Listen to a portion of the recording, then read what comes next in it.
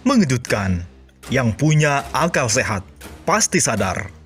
Ketika itu, Yusuf Kala bilang, hancur negara ini kalau dipimpin Jokowi.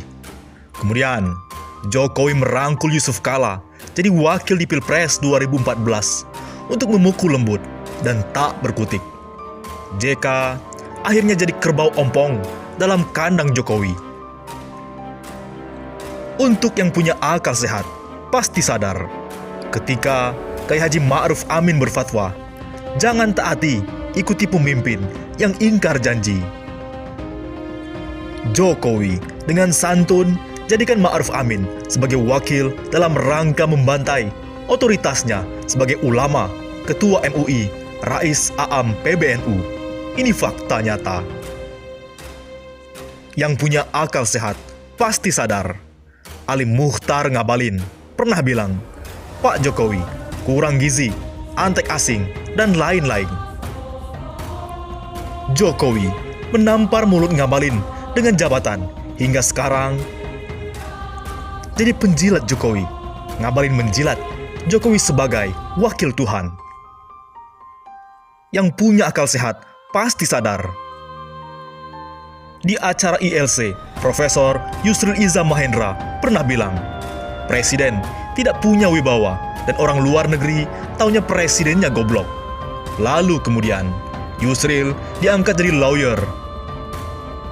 Lawyernya Jokowi, dan dia sekarang tinggal diam. Tapi, tak semua bisa ditaklukkan Jokowi. Saat Jokowi tawari dunia dan seisinya, uang 1 triliun dan posisi jabatan ke HRS, Habib Rizik Syihab, agar tidak melanjutkan aksi 212. Tidak permasalahkan kasus Ahok si penista agama.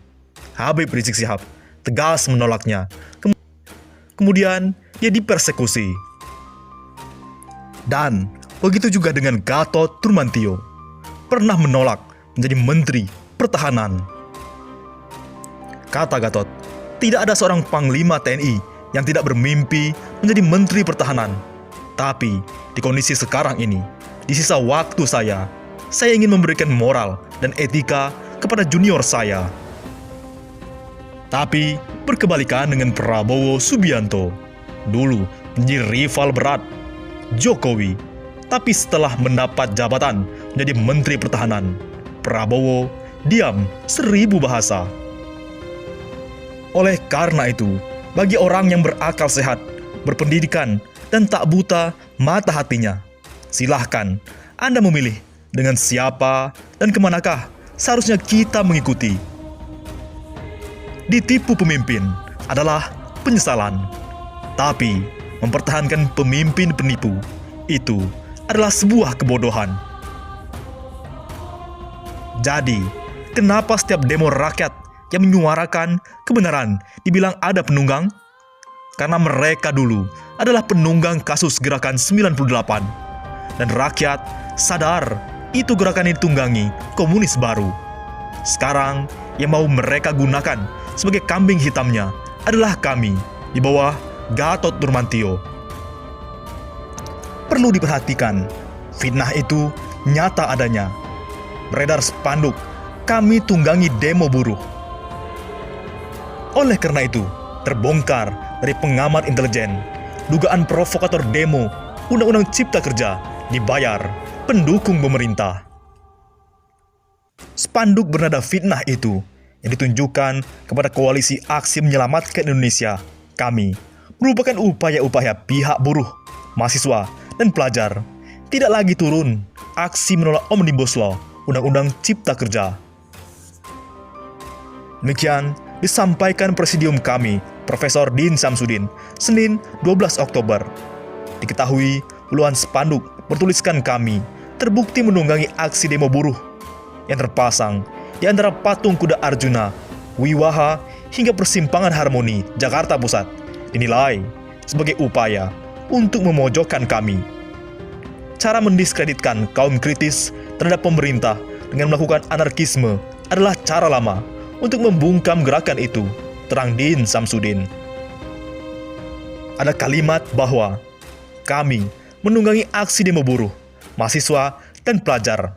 Itu adalah taktik agar massa buruh, mahasiswa, dan pelajar tidak turun beraksi. Imbuhnya menegaskan. Mantan Ketua Umum PP Muhammadiyah itu menyatakan, kami sebagai gerakan moral hanya menyuarakan yang diyakini sebagai kebenaran, yaitu meluruskan kiblat bangsa dan negara dari penyimpangan dan penyelewengan. Semua karena keyakinan itu, dijelaskan Din, telah tertulis dan ditandatangani oleh ketiga presidium, salah satu presidium, atau oleh komite eksekutif kami. Din menegaskan, salah satu dari suara moral itu adalah menolak Omnibus Undang-Undang Ciptaker. Kami mendukung gerakan kaum buruh, mahasiswa, dan pelajar, serta elemen-elemen lain yang menuntut pembatalan undang-undang tersebut. Kami akan senantiasa mendukung gerakan yang sejalan dengan pikiran kami, dengan tidak perlu menunggangi atau ditunggangi. Pungkas Din, dilansir dari kantor berita politik Ermol. Oleh karena itu, aksi 1310 FPI, PA212, dan GNPF Ulama, Din Samsudin jelaskan mengapa kami tidak ikut. Presidium Koalisi Aksi Menyelamatkan Indonesia, kami, Din Samsudin, menyebut pihaknya tidak akan mengikuti unjuk rasa menolak Omnibus Law, Undang-Undang Cipta Kerja, yang dilaksanakan Front Pembela Islam, FPI, Persaudaraan Alumni 212, dan Gerakan Nasional Pengawal Fatwa Ulama, GNPFU, yang dinamai Aksi 1310. Apakah kami takut difitnah? Takut difitnah sebagai penunggang? Selasa besok, mereka akan menggelar aksi unjuk rasa di depan Istana Merdeka, Jakarta Pusat.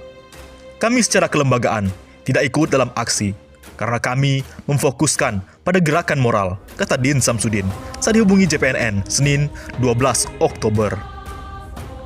Namun, kata Din, kami mendukung rencana demonstrasi FPI bersama organisasi lainnya untuk menolak Undang-Undang Cipta Kerja. Sebab, menyuarakan aspirasi lewat aksi demonstrasi dijamin oleh Konstitusi Indonesia. Kami memberi dukungan moral bagi aksi berbagai elemen masyarakat yang menuntut hak dan memperjuangkan aspirasi, hal mana dijamin oleh konstitusi, kata dia.